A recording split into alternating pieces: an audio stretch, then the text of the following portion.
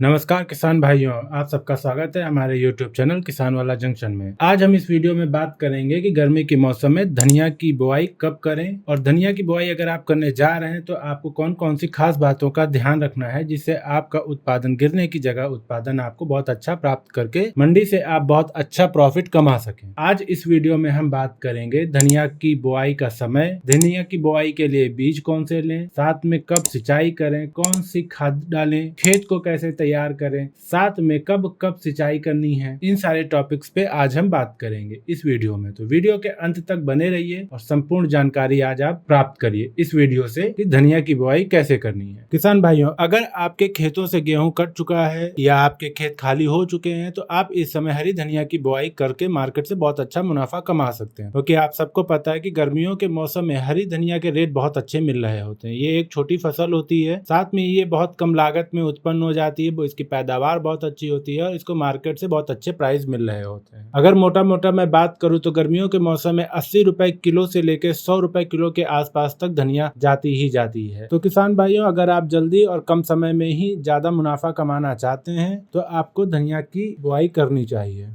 अगर अभी तक आपने हमारे YouTube चैनल किसान वाला जंक्शन को लाइक नहीं किया है, सब्सक्राइब नहीं किया है, तो आप इसे जल्दी से जल्दी लाइक कर लीजिए, सब्सक्राइब कर लीजिए और ज़्यादा से ज़्यादा दूसरे किसान भाइयों के साथ ये वीडियो शेयर करिए ताकि वो भी इस वीडियो से मुनाफा उठा सकें। चलिए किसान भाइयों, अब बात करते हैं हरी धनिया की बुआई कैसे की जाए। तो किसान भाइयों, अगर आपके खेत खाली हो चुके हैं तो सबसे पहले जो आप काम करना है, आपको अपने खेतों की जुताई करनी है। आपको अपने खेतों में लगभग 1 फीट गहरी जुताई करनी है ताकि वो अच्छे से तैयार हो सके। आपको 2 बार जुताई करनी है, उसके बाद आप में उसको पाटर लगा के या रोटोवेटर लगाकर अपने खेत को समतल बना लेना है। आप जितनी अच्छी जुताई करेंगे उतना अच्छा आपके खेत से धनिया का जर्मिनेशन होगा। तो किसान भाइयों, आप लोगों को अपने खेत की जुताई बहुत अच्छे से करनी है। किसान भाइयों, आपको गहरी जुताई इसलिए करनी है क्योंकि इस समय गर्मी का मौसम होता है, तो उससे क्या होता है, खेत हमारे जल्दी सूख जाते हैं। अगर आप जल्दी और ज्यादा अच्छी गहरी जुताई करेंगे तो जब आप उसमें सिंचाई करेंगे तो उसमें पानी की जो मात्रा है वो ज्यादा दिन तक रुकी रहेगी, जिससे कि अगर आप 2-4 दिन के लिए लेट हो जाते हैं सिंचाई करने में तो आपकी फसल पे किसी भी प्रकार का गर्मी का प्रभाव नहीं पड़ेगा। अब इसके बाद क्या करना होता है, इसके बाद आपको अपने खेत में सड़ी गली गोबर की कंपोस्ट खाद डालनी होती है या वर्मी कंपोस्ट के आपको बैग डालने होते हैं। आपको अपने खेत में जितनी ज्यादा सड़ी गली गोबर की खाद डालेंगे उतना ही अच्छा रहेगा, क्योंकि आपके खेत में जितना अच्छा कार्बन तत्व होगा उतना ही अच्छा आपका पौधा जर्मिनेट होगा। साथ में आपको कुछ रासायनिक खाद जैसे DP है, सिंगल सुपर फास्फेट है, पोटास है, ये भी आपको डालने रहेंगे। किसान भाइयों, आपको देसी खाद जो है कम से कम 4 ट्राली पर एकड़ के हिसाब से डालनी है, क्योंकि देसी खाद में कार्बनिक तत्व ज्यादा होता है। जितना अच्छा आप देसी खाद डालोगे उतना ही अच्छा आपके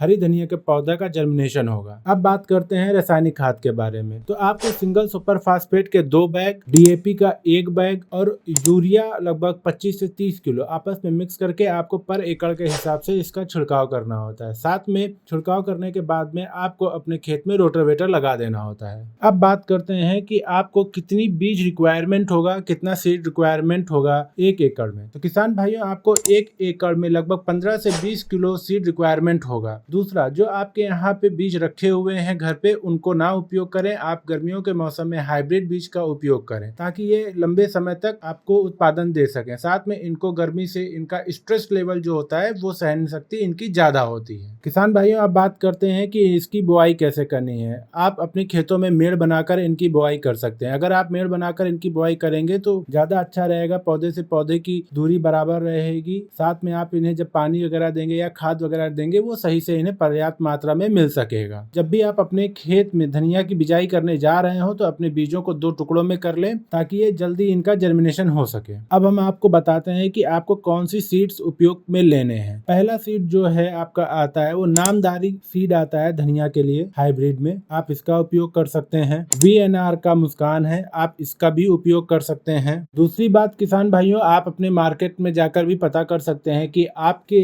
आसपास के वातावरण के हिसाब से वहां पे कौन से सीड ज्यादा अच्छा उत्पादन कर रहे हैं। हैं। एक बार आप मार्केट रिसर्च करके भी देख लीजिए, उसके बाद अपनी धनिया की बुआई करिए। हमने आपको जो 2 हाइब्रिड सीड्स बताए हैं ये ऐसे हैं कि आप अगर इनको बोते हैं तो आप इनको बार बार लंबे समय तक इनका खेत से काट कर मार्केट में बेच के अच्छा मुनाफा कमा सकते हैं। किसान भाइयों, आप अपनी धनिया की बिजाई करने के बाद में आपको अपने खेतों में एक स्प्रे करना होगा खरपतवार नाशी का। उसके बाद आपको सिंचाई कर देनी होगी। साथ में जब भी आप अपने खेत में बिजाई करने जा रहे हो तो बिजाई करने से पहले अपने सीड्स को सीड ट्रीट जरूर कर लें, उनका उपचार जरूर कर लें, ताकि फफूंद है या और भी कोई बीमारियां हैं जो कि आपकी फसल को नुकसान पहुंचा सकती हैं, उनसे आप अपना बचाव कर सकें। अब बात करते हैं कि आप लोगों को सिंचाई कब करनी है। तो किसान भाइयों, आप लोगों को बिजाई से पहले अपने खेत में पानी भर के सिंचाई कर लेनी है, ताकि आपके खेत में नमी पर्याप्त मात्रा में हो जाए। उसके बाद में आपको 5 से 7 दिन बाद फिर से एक सिंचाई करनी है। फिर जब आपका धनिया का पौधा बाहर आ जाता है तब आपको सिंचाई नहीं करनी होती है। जब आपका